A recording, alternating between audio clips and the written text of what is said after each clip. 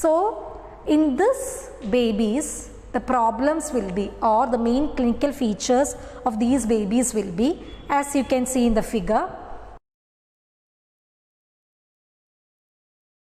growth retardation will be there, severe mental deficiency, the IQ will be less in majority of the cases. Then it is brachycephaly with a flat face and occiput.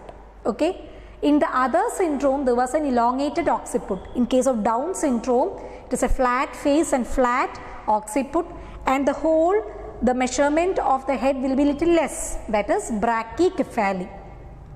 Another important thing is the Mongolian slant of the eyes. Okay, so there will be a particular slant of eyes for these babies, and the intercanthal distance will be more.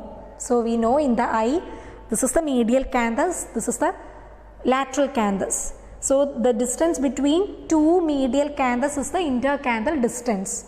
So these eyes are widely separated, and hence the intercanthal distance will be more. Also sometimes they will have an extra fold near the canthus. Near the medial canthus or near the eye, there will be an extra fold of skin which is known as epicanthal fold.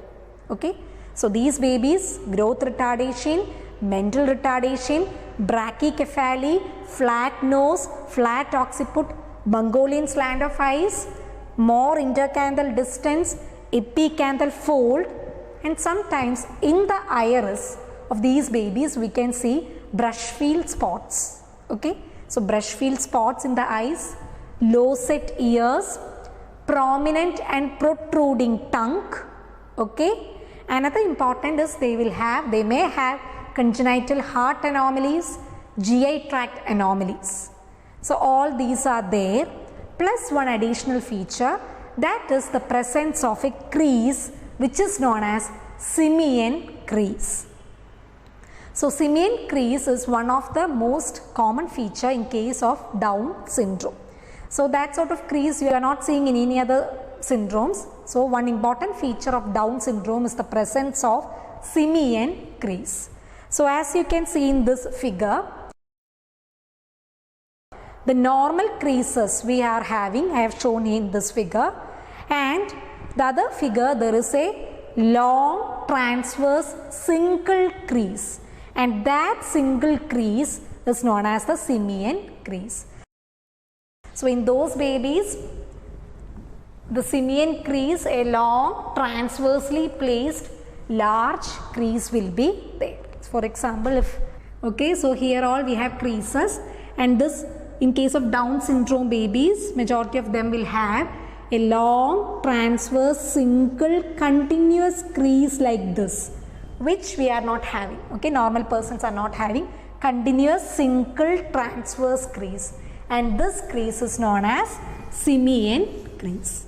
So these are the features of a Down syndrome baby. So whenever they are asking you Down syndrome, first write the introduction, that is, it is a congenital disorder mostly due to the numerical anomaly. It is a trisomy syndrome. The trisomy is happening in the 21st pair of chromosome. Then write the karyotype, 47, XX plus 21 or 47, XY plus 21. Then write the clinical features. Put that figure in your mind and start writing. Okay. So severe growth retardation, mental retardation, flat occiput, flat nose, brachycephaly, low set ears. Then think about the face, eyes, more intercanthal distance, moncloid slant will be there, epicanthal fold, brush field spots in the iris. Then coming to the nose, flat nose. Coming to the oral region, prominent protruding tongue will be there. Okay. Then coming to the other anomalies, one main anomaly, simian crease. Okay, simian crease, then congenital heart disease, GI tract anomalies, all these will be there in case of a Down syndrome baby. Then after the features, you can tell the diagnosis is by the karyotyping process.